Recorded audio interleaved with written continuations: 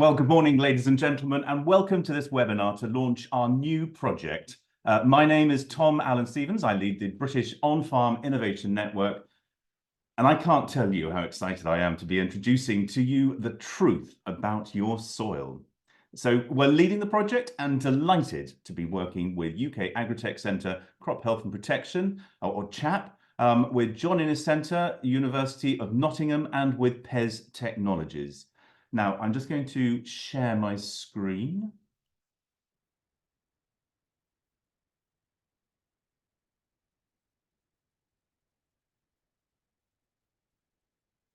Now, before we delve into the project, I'm just going to give you an update on the BOFIN activities. Now, firstly, there are some spaces available. Sorry a second. Firstly, there are some spaces available to be a pulse pioneer for the NCS project, looking to grow more pulses and replace soya in livestock diets with homegrown pulses. So to get involved, go to the ncsproject.co.uk. And catch up with the BOFIN Buzz, our fortnightly podcast. In the latest episode, I catch up with Lucy Cottingham to discuss the agri-trials that she's running as part of that project.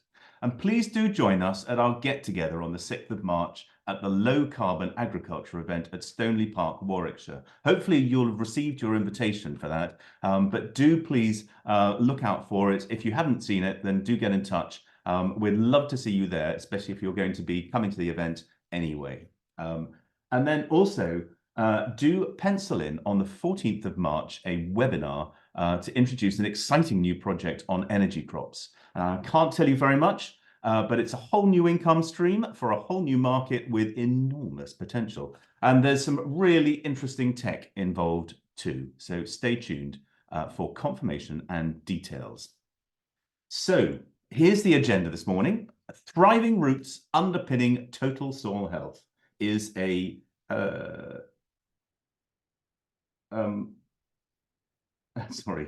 Thriving Roots Underpinning Total Soil Health is a 3-year, £1 million research programme. We're going to be looking at it in detail and we're going to start off with Dr. Craig Sturrock from the University of Nottingham, who's going to look at the X-ray imaging and soil and root structure that we're going to be doing as part of this project. We're then going to be moving on to Dr. Maria Hernandez Soriano of John Innes Centre, and she's going to be looking at wheat root traits and the soil microbiome. We're then going to move on to Jim Bailey from PES Technologies, and many of you will have heard about this incredible soil nose that they've got that we're going to be developing through this project. Really exciting, this. Then we're going to have a discussion. This is the opportunity for questions and answers. So you'll see at the bottom of your screen a chat box and a Q&A bit. So if you go into there, then do post messages in the chat, get that discussion going. We really, really want to know your views about what you're going to be seeing during this webinar. And we will be gathering them all up. Even if we don't discuss it during the webinar, we will certainly be gathering up those questions, and it will help shape how the project goes ahead going forward. We've got some polls coming up and we want your feedback in those polls. We also want your questions and we will be trying to address as many of those questions as we can in the Q&A. And now I'll go through the next steps and talk about the root rangers who will be paid to do on-farm trials as part of this exciting project. Anyway, many of you will remember the Soil Fungal Communities project that we did last year with the Crop Science Centre, and there's Tom Thurkel from the Crop Science Centre. We're very kindly supported by RAGT and KWS, and a lot of you stepped up to the mark for this one and put yourselves forward. We had 72 farmers who asked to join the Soil Squad. There they all are distributed across the UK. Now, here are the results. So 41 farmers sent in samples that were sampled. By the way, everyone who sent in a sample, you did it absolutely perfectly. The root samples were perfectly prepared. Everyone filled in all their sheets. Tom remarked that the data he got from this was brilliant because of the quality of the samples that everyone sent in. And he was expecting to see root colonization in the range 20 to 40%. Well, look at this. It ranged from 6 to 69%. And that was a real finding from this. It just shows you that there's a real broad range. And we look down through the figures as well, and it won't be, well, just to explain that first graph there are only 4 samples that were plough-based, and 2 of those were organic. And so that slightly skewed the figures there, we think. But it's basically direct drilling, which raises AMF by the most, with deep non-inversion being the least. Organic was by far the best, but again, we only had 3 organic samples, so we can't be too reliable on that. Regenerative, though, was far better than conventional, and that's a statistic, a definite statistic there. As far as soil type is concerned, it looks as though medium has most colonization, but that's by no means definite. So we also looked at crop variety, and thanks to KWS, who supplied images, who supplied samples from their variety screen. And look at this, twice as much colonization in Extase as palladium, which is interesting. And the way Tom describes it is that palladium doesn't think it needs AMF. Of course, this is a relationship that goes on between the plant. It's decided by the wheat plant whether they switch it on or off. So with cover crops, this was with RAGT and one of their trials in cover crops. And look at that, 3 times as much root colonization cover crops cause. Just to note that cover crop number 4 there is a biofumigant mixture. So it wasn't necessarily there to create the mycorrhizal associations. But look, the main topic today is truth. It's Thriving Roots Underpinning Total Soil Health is a 3-year, £1 million research program led by BOFIN alongside 4 partners. So it aims to set up a new farmer-led platform to quantify and evaluate soil-root interactions and explore the capabilities of a novel sensor that can smell a soil's biological signature.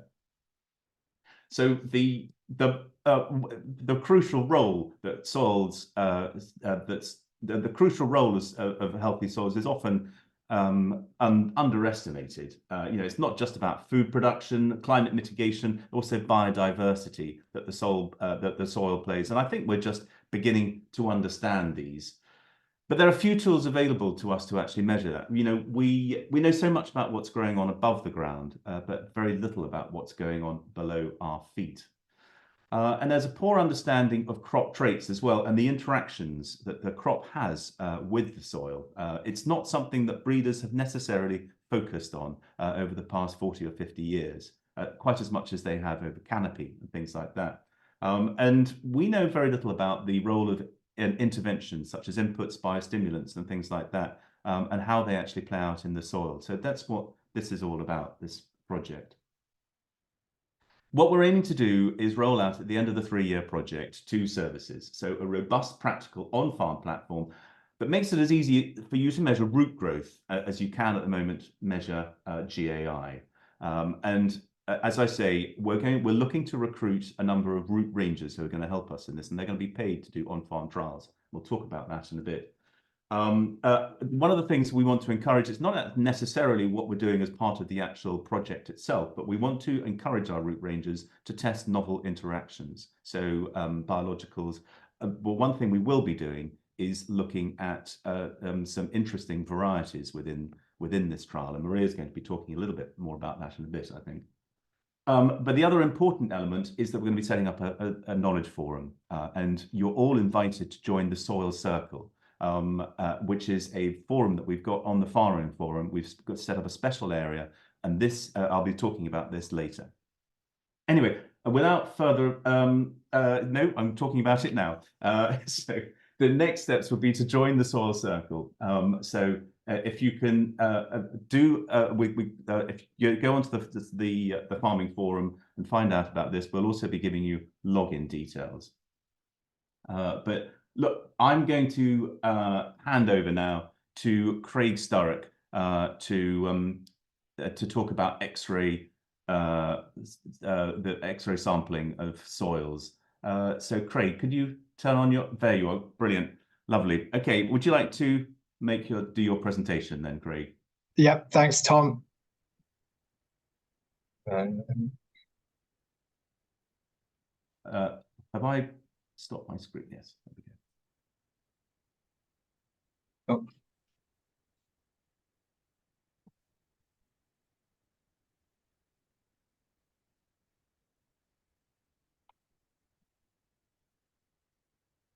That all coming through okay? Yeah, right. So thanks very much, Tom, for that great introduction to the project. I'd just like to echo your words there. It's like really exciting to see this project starting. And I think the potential for engaging with farmers, like how we normally at the University of Nottingham, we're a bit more maybe lab focused. So I think pitching this project the opposite way around and really having the farmers leading the discussion and how the work's done is really exciting way forward. So yeah, I'm going to just talk a little bit about some of the work that we're going to be doing at University of Nottingham. So I'm involved in work package 1, which is the development and validation of a soil root assessment platform. And we're going to use some different techniques here. Some of them are quite low tech for sampling the soils, and combined with more kind of higher innovative methods that are available both at Nottingham, John Innes Centre and at PES. As I say, all my work's really involved in using this X-ray imaging technique to look at soil and root structure. And it really does kind of reveal the hidden world beneath your feet. There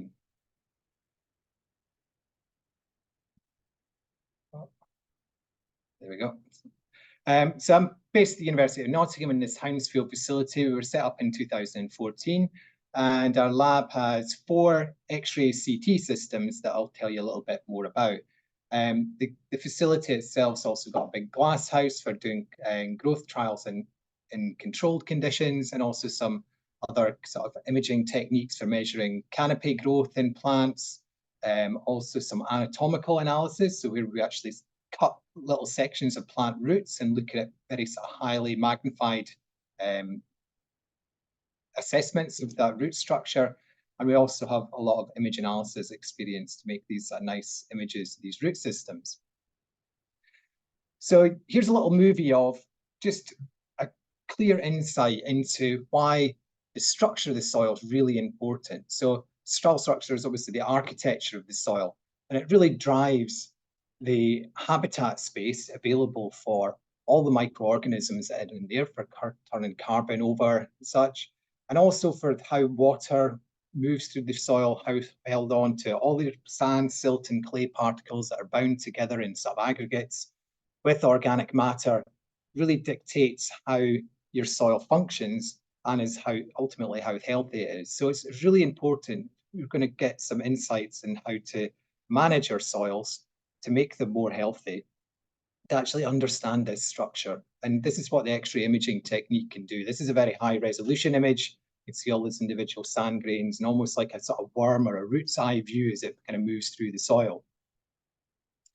So the computer tomography technique has been developed from the sort of medical imaging sector. So maybe some of you are familiar with the sort of typical medical CAT scan. And we basically you scan a sample and you can get a non-destructive image of that without kind of cut it open. So the classic one here is a sort of brain scan. You'd be able to kind of look inside someone's head and identify if there was a kind of tumor there.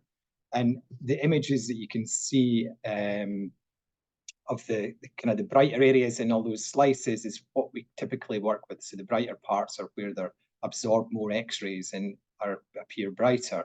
And we can use this to start to discriminate between different materials in a sample. So for soils, we're obviously looking at where the solid material is in relation to the airspace that's going to be maybe for how water is going to move through the soil.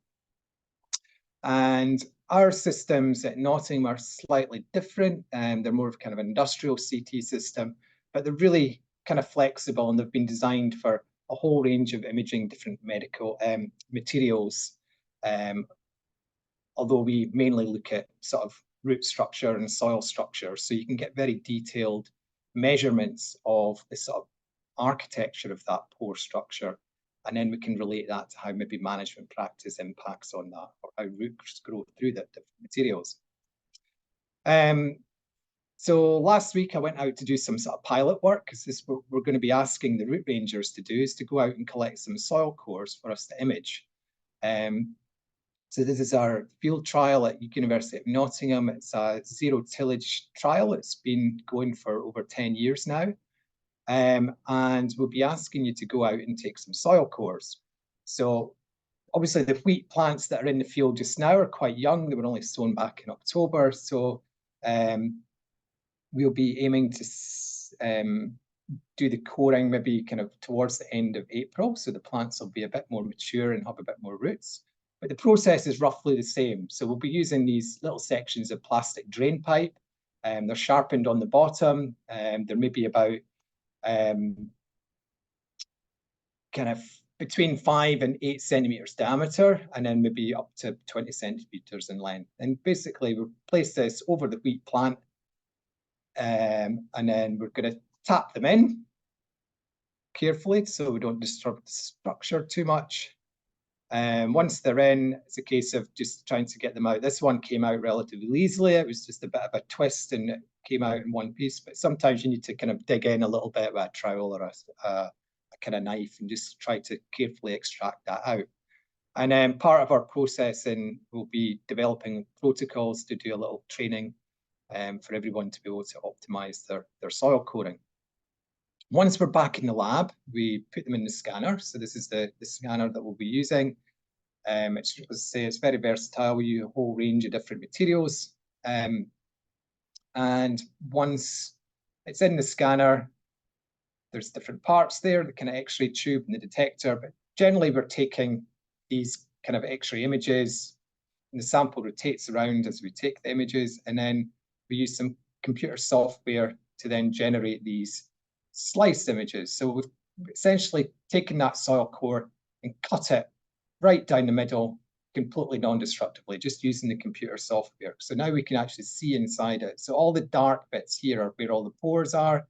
The brighter objects are little stones and different mineralogies and things in there. You've got the plastic sleeve there. So our next job is basically to kind of look through these images and start to measure different things about them. So how connected are these pores? Do we have big long biopores going from the surface all the way down to the bottom, or do we get more of a kind of aggregated structure at the top? And we can make all these sort of different measurements. The images are obviously very high resolution. We can actually see often individual sand grains and things in them. The big line that you see in the middle is actually where the wheat plant's been growing.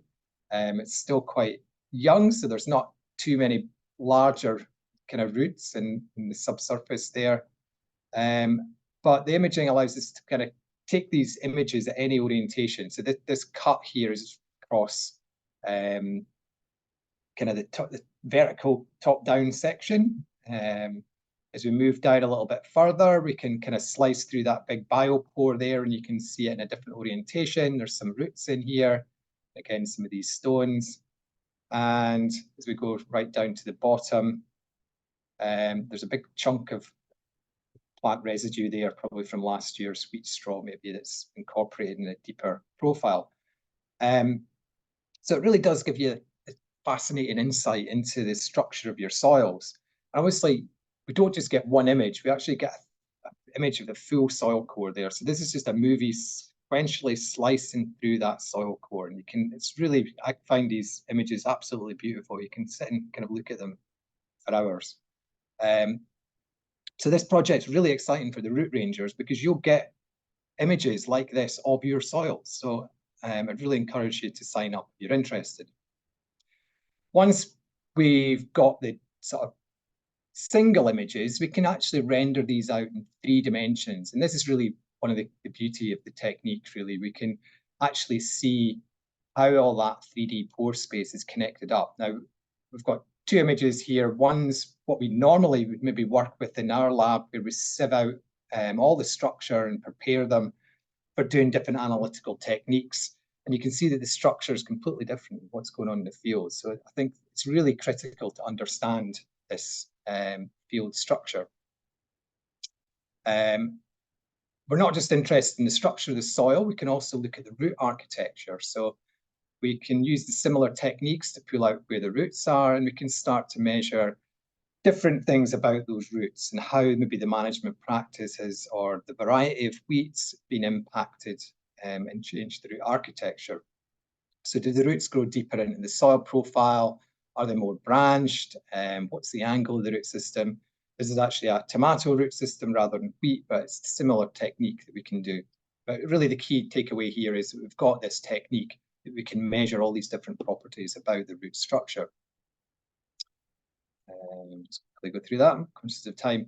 So this is a core that I took towards the end of the summer last year, and it was in the same field trial at Sutton Bonnyton. Again, we've got this sort of slice image here and then a 3D render out of the plant, and we've got the wheat plant. It's much more mature. You can see where some of the roots are. So we're probably more hoping that we'll get images a bit similar to this in the end of April, May time for the project. And I think it's really interesting how you can see differences in the soil structure. So there's almost like a sort of higher compaction area around about the root zone here in this area that we'll be really sampling. And these images that we'll be taking with the X-ray machines will pair up with other techniques that we'll be asking you to do in the field, like this shovelomics technique, where we actually dig up the crown of the root and you can actually start to measure different parameters. So yeah, just hopefully that's given you a bit of an overview of what the X-ray imaging technique that we'll be doing. At the moment, we're just sort of finishing, finalising our sampling protocols for doing a bit of training with the root rangers once they're recruited. We'll aim to take soil cores kind of April, May time. Hopefully this year we'll be doing between 8 and 10 farms with 10 cores each, and then we'll get those first field cores scanned. So yeah, it's a really exciting project and looking forward to working with you. Thank you very much. Well, thank you very much, Craig. If you'd like to unshare your screen. Fantastic. Well, I have to say that's really exciting. And when I first saw those images that Craig has shown there, then I was just overawed. I'm really looking forward to, I mean, and these are actual images that you'll get of your own soil. And yes, there was a question about that in the chat, related to that. So you will actually get images of that. We're going to move straight on. My apologies, it's my fault. I spent too long blabbling on at the beginning, and we're running out of time. So, and we do want to have a good discussion at the end. So I'm going to move straight on to Maria, if you'd like to turn on your camera. Hello, Maria. Hello, good morning. I'll let you take it away. Excellent. So I'm going to proceed and share my slides. And hopefully it's working. I think so. So good morning. Thank you for joining us today in this webinar to introduce the truth and our proposal to recruit root rangers. So I'm Maria Hernandez. I work at John Innes Center, and we started our interaction with BOFIN partly because of the project I'm running currently, which is called Wheat Improving Soil Health Through Root Traits or WISH roots. And there is some commonalities and parallelism between the truth and the WISH roots that has led to this collaboration with BOFIN. And first of all, I just very brief introduction to the importance of roots for our crops and nature just in general. So they actually have a very, very important role in many different ecosystems. As we can see very briefly in this scheme, roots have a number of traits that are linked to their physiology, their structure, to their capability of releasing many, many compounds in the soil, from sugars to hormones to all sorts of very specific, specialized compounds, and that will have an impact on the microbes. Then some other morphological traits that will also impact in the way they grow and the way they can gather nutrients or affect the soil structure, and that's also linked to the architectural traits. So from this collection of different traits, our project that is currently in its last year decided to focus on architectural traits, and biological traits related to the release of all these compounds. But more than just identifying the traits, we wanted to link them to the impact in soil. So we want to link architectural traits to functions and the biological ones to the impact in the microbiome. Since my colleague has already covered quite of the task that we are going to be running in the truth related to the soil structure, obviously I'm going to focus more on the impact of roots on the microbiome. Just briefly, it's important that I highlight, this is the collection of cultivars that has been screened for the waste roots, and from the results of our project, from the field trial last year and the one that is ongoing this year, we are going to make a selection of 3 to 4 varieties that will be used in the 3rd year of the drought. And they will be based both in biological capacity to decrease the transformation of nitrogen fertilizer in soil, but also we will have some cultivars selected by their capacity to improve soil structure based on these morphological and architectural traits. And these lines are both originated both in the Watkins collection that is held at Giannini Center, and also a global collection of durum that is it has been provided by some of our partners in Italy. So we do know quite a bit. There is a lot of studies in the genetics of the different architecture of the roots.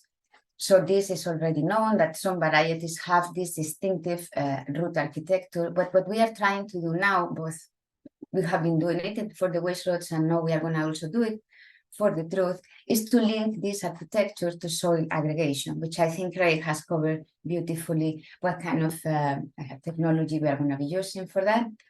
And the aggregation is very important because it has impact on the capacity of soil for carbon storage, decrease erosion, improve water retention, and of course, providing a better environment, excuse me, for all of the organisms that live in soil. This is just a brief example of some of the results we have already collected last year, and we can see that for the 20 different cultivars that we have assessed in the field, we already find quite some difference in this number of different traits or features of the roots, if we want. And this is something that will be, so we have done it in a more basic approach with the waste roots, but obviously we are going to have, within the truth, we are going to have access to the platforms that Craig has presented. And this is a bit more what is going to be my role for this project. Is one of my main interests and of my research, and what I think is my contribution to the truth, besides the provision of the wheat lines. So the problem that I have been addressing for the last 5 years is the fact that around 50, although we need to use fertilizers to produce our food, around 50% or more sometimes is quickly transformed into nitrate by some microbial communities called nitrifiers, and it can be further oxidized by these microbes into nitrous oxide. So nitrate is quickly released to the water, ammonium oxide is lost to the atmosphere, is bad for the environment, and is really cost ineffective because obviously we lose a lot of the fertilizer. But the good news is, like I highlighted in the previous slide, there are some wheat cultivars, not the modern ones, but some of the old cultivars that we have in our collection at Giannini have a demonstrated capacity to decrease this transformation, to slow it down. But what we believe is some molecules called biological nitrification inhibitors. So within the within the Watkins collection, we already know that there is a great diversity, and the wheat genetic diversity is related to also the diversity that we see in the rhizosphere. Sadly, we have lost a lot of the capacity of wheat to recruit beneficial organisms in the soil, but also to control functions from the microbes that are not desirable, such as the quick transformation of the nitrogen. And as you see, well, we have a circle. In the circle here, we will have what is the modern varieties, some of the controls that we use for our studies, while see how far apart lies the varieties that actually can slow down this transformation of the nitrogen. So it tells you how different is the interaction between modern wheat and soil microbiome and all or historic varieties. And this is perhaps a really more striking example. This is a in rhizosphere soil in an experiment where both a modern variety and the first 3 columns and this ancient cultivar that can control the nitrification. We see that at 0, which is this column that I'm pointing out, so when we don't apply any nitrogen, a fertilizer at all, the nitrifying communities, the most important, the most relevant ones, remain similar.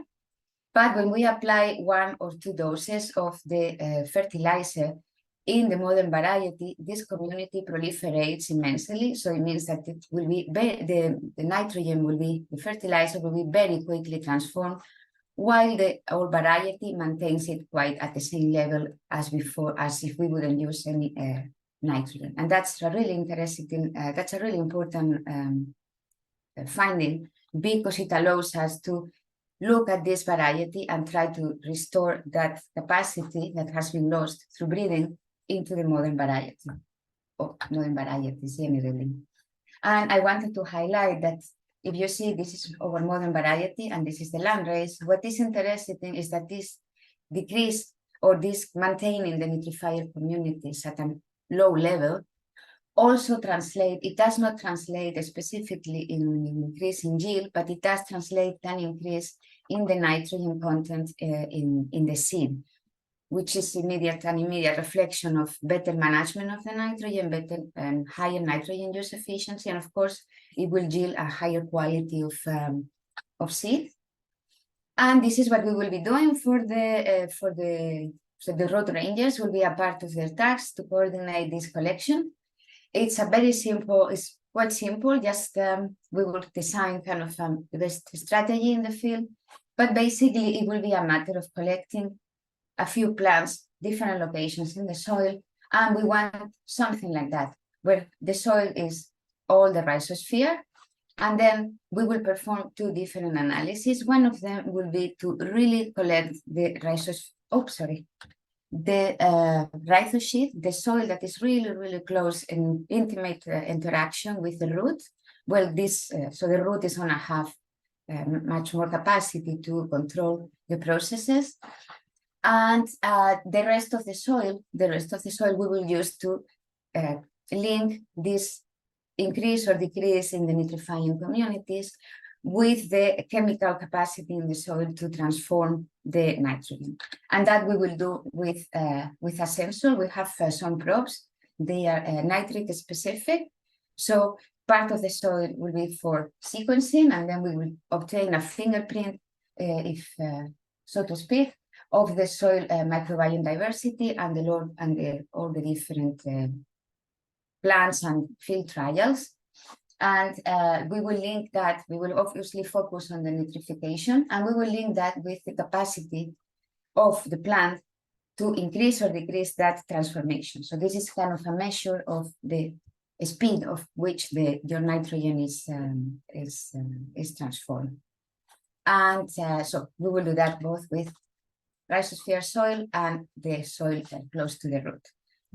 And then we will be giving some specific instructions or guidance in how to collect and preserve the soil and ship it to us at John Innes, and then we will be really glad to share the data with you and all the findings.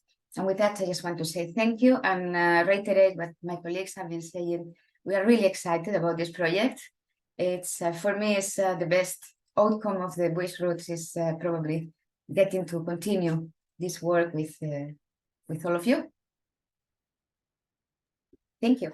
No, thank you very much, Maria. If you'd like to unshare your screen, that would be fantastic. I must say, it's a pleasure to be working with you, Maria. You've got so much enthusiasm for this, and do look out for the Boffin Buzz.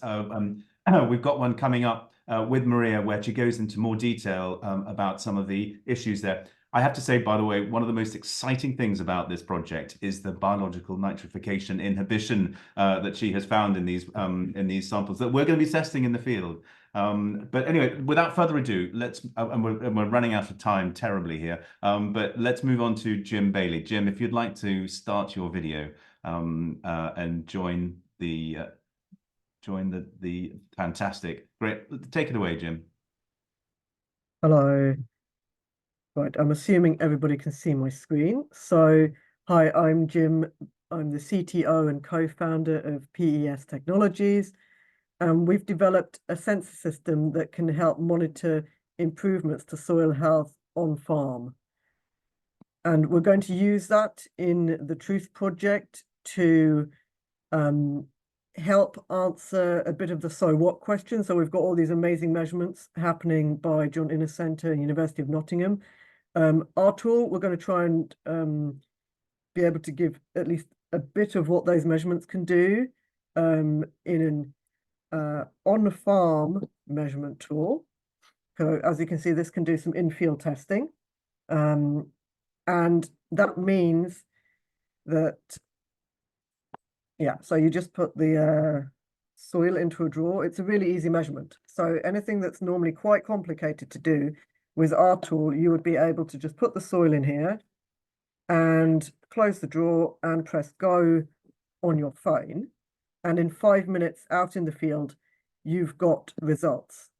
And particularly, I've highlighted here the microbes. That's what we want to focus on. We will also give you things like extractable nitrate and ammonium. You can see here a screenshot of the sort of screen you'll get. But for example, microbial biomass, you'll get an index 1 to 8, 1 being really low, 8 being really high. And you'll also get the actual numbers related to that index. But something like what Maria's doing, something about the microbial diversity, about the nitrification rates, or potential of the bacteria in the soil, fungal bacterial ratios, and hopefully something around the pore sizes. We're going to try and see if we can develop that capability in our tool through the Truth Project, so that after the end of the project, you can continue learning what these measurements mean, how they relate to your yield, your profitability, and anything else that you learn from doing shovelomics, like how does any of these measurements relate to what you see in the soil. So we came about because NIAB EMR came to me and said, look, there's no good quality affordable tests for soil health that you can easily do yourself. And really that's important to measure, they said, because soil should be teeming with life, especially that microbial life. And, you know, it's not necessarily about high yield, it's also about more consistent yield. So in extreme climatic conditions, such as drought or excessive rainfall, you know, soils that have got more bacteria in, eventually they will accumulate more carbon and they will just be more resilient. I am not going to go through these slides right now because of time. So let me go back to this one.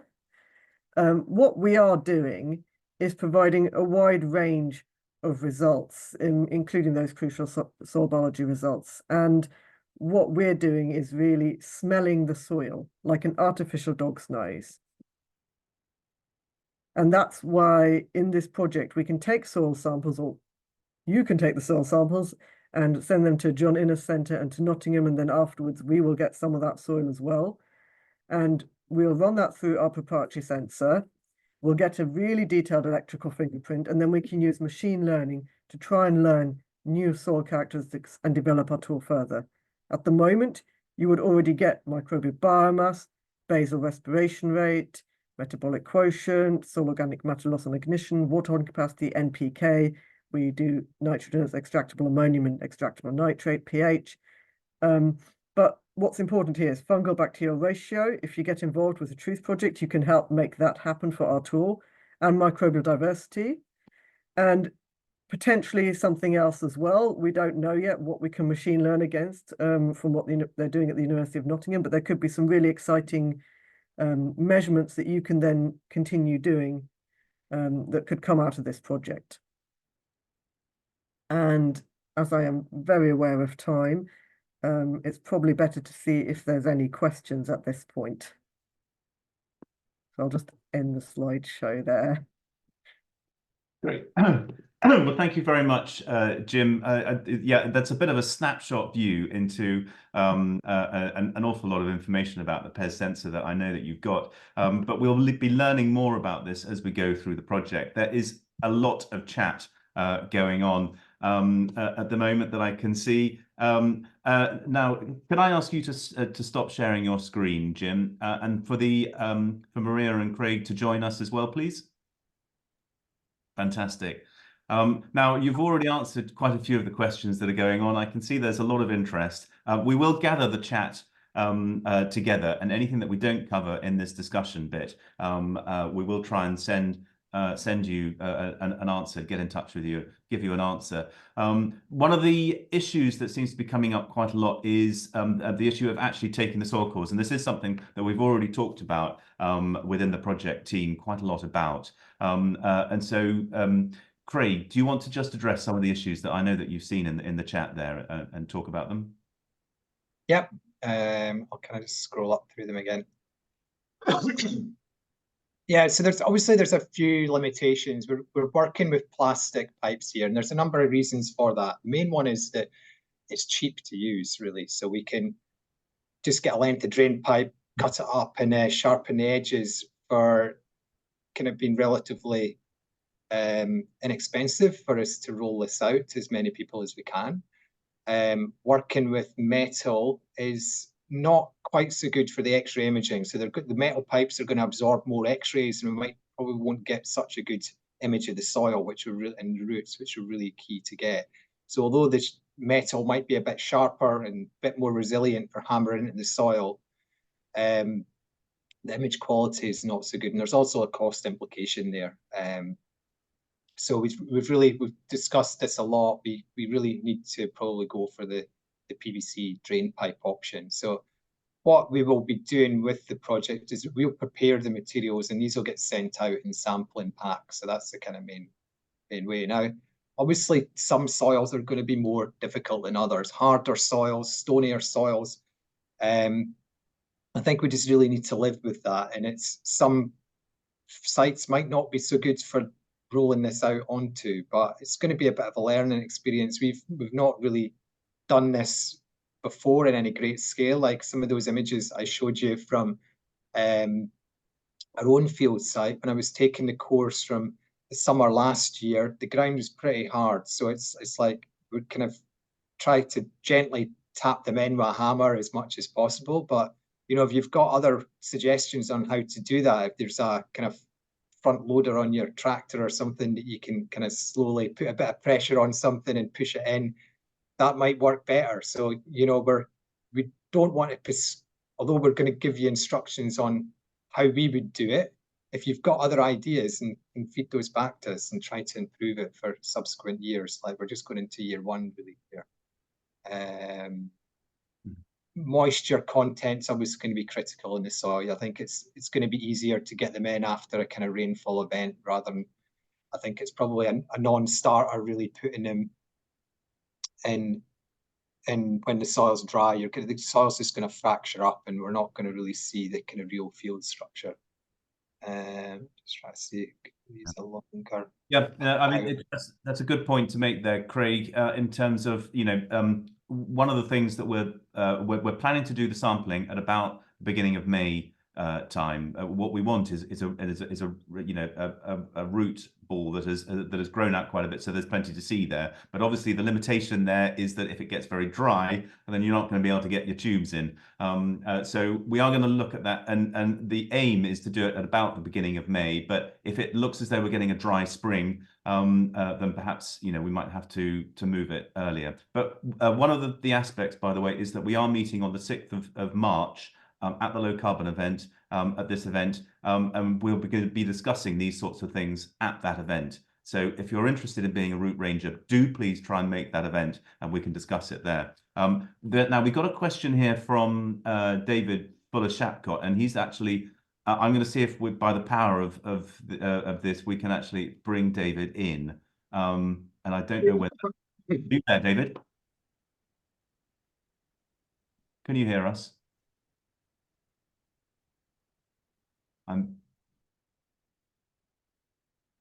No, maybe this hasn't happened. This hasn't worked. Promote to panelist. Maybe that'll work if I do that. David, are you there?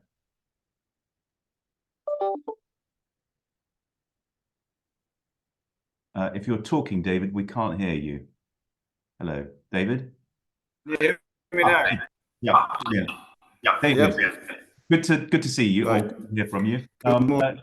Could you put your question forward, please? Good to see you, or hear from you. Could you put your question forward, please? So the timing for the sampling using the tube, I'm thinking, is probably going to be dictated by growth stage, so as to accommodate the different. I think we've lost David there again. Craig, would you like?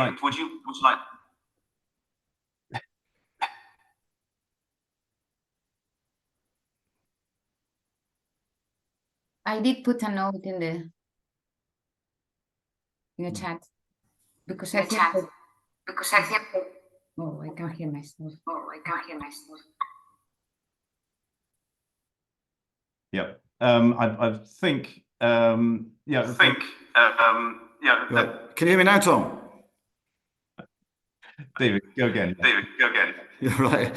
Presumably, the timing of the tube sampling will be down to growth stage, so as to accommodate the difference in root growth between the south and the north.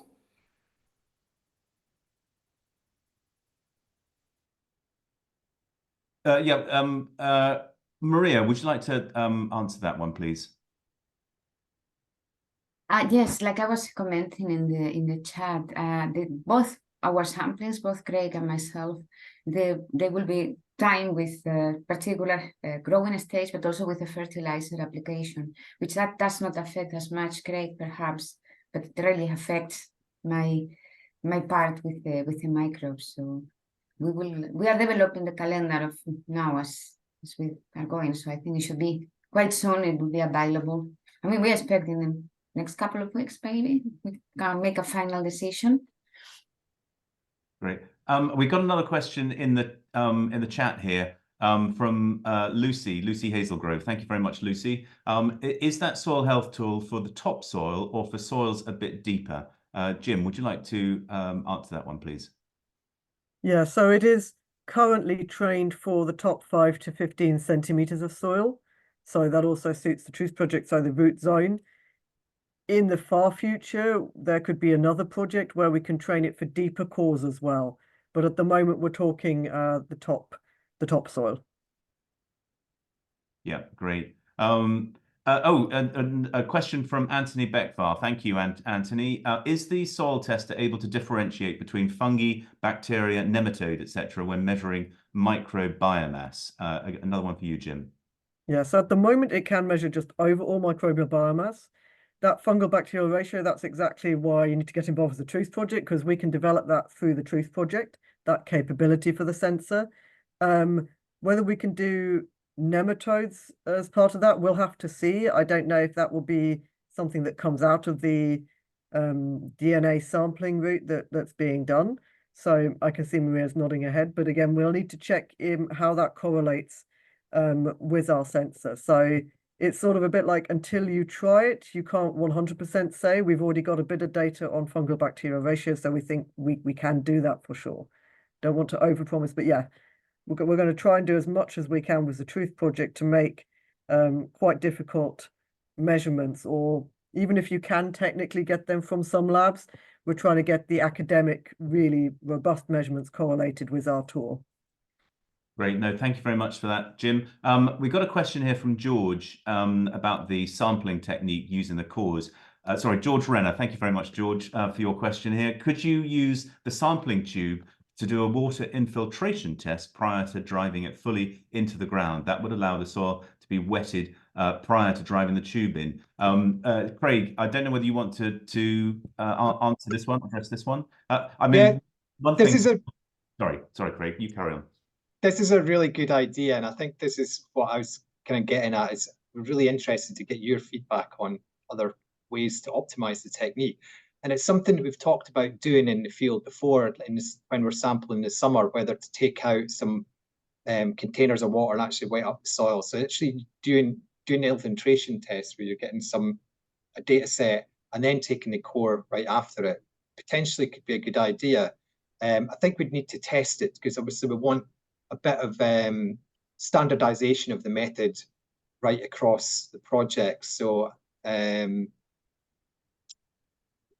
yeah, I think that it's a nice, yeah, I think we need to just kind of test that first before rolling it out across the thing. But yeah, it's certainly be used to investigate. Great. Now we have got a couple of questions that we wanted to put to everybody. If things work, we can launch the polls. Let me just see whether we've got that. Oh, there we go. Now, has that come up? Has that come up with everybody? Yep, fantastic.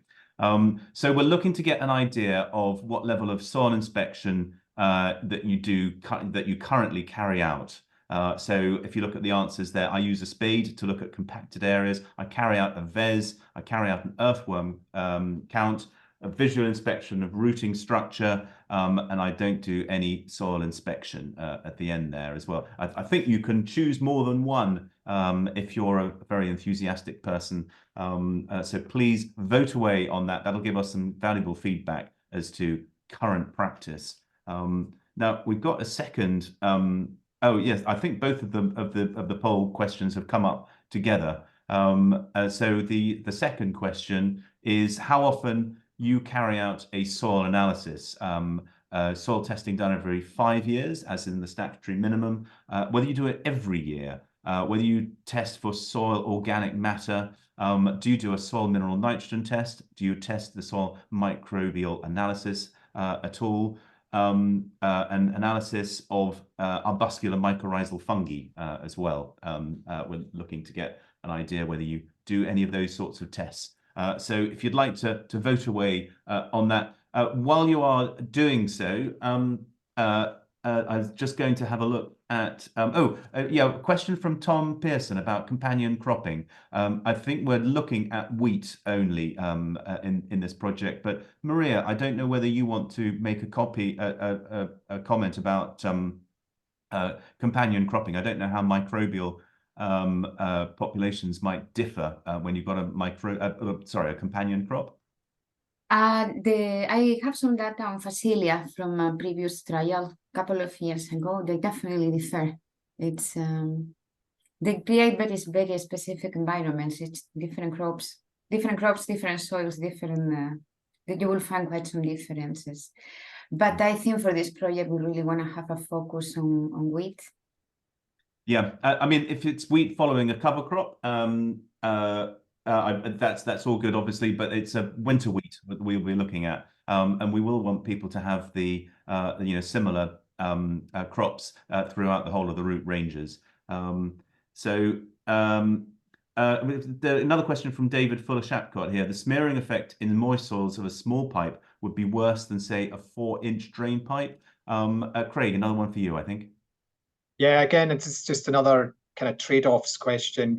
It would be nice to go for a bigger diameter pipe and avoid the sort of smearing effects, but there's a resolution relationship. So the bigger the core, the kind of coarser the resolution of the scan. So we might not be actually be able to pick out where the finer roots are in the thing. So yes, it would be good to go bigger, but it's at the expense of something else. So it's really, we're trying to identify a kind of sweet spot. So yeah, kind of 7 or 8 centimeter diameter is what we've used before, and it kind of gets quite a nice balance between the image quality, what we can pull out in the images. Great. Now I've closed the poll, so I'm just going to share the results. Hopefully, can we see this? I'm not entirely sure. Are we actually seeing this? This one, yeah, fantastic. For some reason I can't see it at my end, but hopefully. So we've got. It looks as though, as far as doing a soil analysis is concerned, gosh, look at you. Aren't you brilliant looking at all of your soils? Lots of inspection with the taking a spade out to look at compacted areas being the most popular one.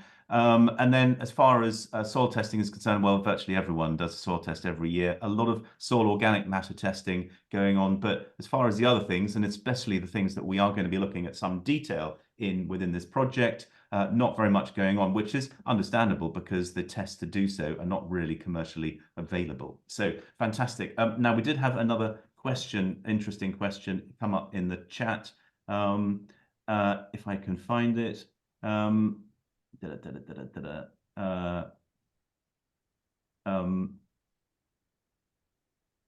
Yeah, for Maria's project, will there be any need for any standardization across all of the farmer samples, i.e. nitrogen application, wheat variety, timing of sampling? This is something that we talked about quite a bit, isn't it, Maria? Do you want to just explain there? Yes, so for the first year, obviously, there will be a bit of a restriction in how much standardization, because it will be pretty much what is now growing. So that there will be different land management, I assume. For year second and third, I think we will try to implement as much standardization as possible, and particularly in year 3, when we are providing a selection of cultivars to grow, we will try to make it as much comparable as possible within the field trials and for the parameters that Anthony was listing. Great. No, thank you, Maria. Listen, we're now running out of time. So there's some really great questions coming up, lots of discussion going on, and really good points. This is just the start of the process. And we do want to talk about with you, bring this discussion onto the soil circle. Let me just share my screen. Hopefully you can see that. So as I say, the next steps is to join the soil circle, and if you there is I think we've put the link in the chat as to where to go. If either Sky or Laura could reissue that link again, that would be fantastic. To put the to go to the soil circle, join the soil circle, and that's where the main sort of area that we're going to be putting the results and all the advice and the expert advice and everything. What we hope is that it's going to build to a resource of understanding on soil and root health. You know, no one has better knowledge in this area than you do. And the more we contribute and put it in that area, the more knowledge we can gather around this very, very important area. And also, it's not just the root rangers that we will be doing soil samples with. We will be asking others to send in samples as well. We want to get a good range of soil samples across the country as well. So look out for that if you're not a root ranger. But just to go on specifically about who we are looking for the root ranger, there's a survey that you can take that if you're interested in being a root ranger, please take that survey, and it just asks you a few simple questions about your system that gives us an idea, and then we'll follow that up. So the idea, we're looking to have at least 10 in this first year, root rangers, who will take an area of their field and closely monitor it. We've already talked about some of the qualities of the field. So, for example, a very stony site might not be suitable for this. But we're also looking for a first wheat crop as well. It has to be in wheat. What we will be doing is doing a TerraMap sample with Hutchinson's TerraMap of that field. We're looking to do soil root core samples, as Craig has said, a number of soil root samples across the site. And then we'll also be sending in, you'll be sending in microbial soil samples for microbial analysis of the bare soil and of the rhizosphere, as Maria talked about. We'll also be doing samples for arbuscular mycorrhizal fungi, and those people who took part in the survey last year will know the procedure. for that, but we'll be repeating those for the root rangers and also for a number of other people as well. An important part, you're not just root rangers, you will not just be trial monitors, be looking after your specific area. What we are looking for is people who would like to overlay, perhaps that you're doing some your own framline trials on biostimulants or something like that. We are actively looking for people who are doing interesting trials within their wheat crop, and they want to overlay some of this monitoring on that to get a really in-depth understanding of what's going on in their soil from whatever they're testing in their fields. Those root rangers will be prioritized. And the payment, there will be payment for this, and it's going to be about 1,500 quid, and that's to be confirmed. Just to note that there is a membership fee that will be deducted from that of about 30%. But we can discuss this more. We're running seriously out of time. We can discuss this more at the low carbon event. So if you're interested in being a root ranger, A, take the survey so that we know who you are and we'll get back in touch with you. But B, please do try and make it to the 6th of March event. If you don't make it, that won't mean that you won't be a root ranger, but it will help your understanding of what we're talking about.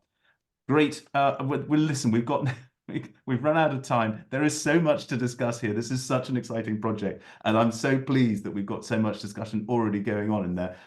Bring it to the Soil Circle and let's carry on the discussion there. Because it's there, it's all set up, it's ready to go, and we can have a really good discussion about that there. But in the meantime, I'm going to leave shortly. Thank you very much to Jim, to Craig, to Maria for their fantastic presentations. Thank you very much to all of you taking part. I'm going to just leave you with my contact details and that of my team. Do get in touch, let us know what you think. We will be distributing a link to the video later, and someone is texting me, which I've probably forgotten to do something. Anyway, thank you very much, everybody. Go to the Soil Circle and let's continue the conversation. And do please join us on the 6th of March and look out for more updates. Thank you very much, everybody, and have a good day. Goodbye. Thank you. Thanks, everyone. Bye. Thank you. Bye. Bye-bye.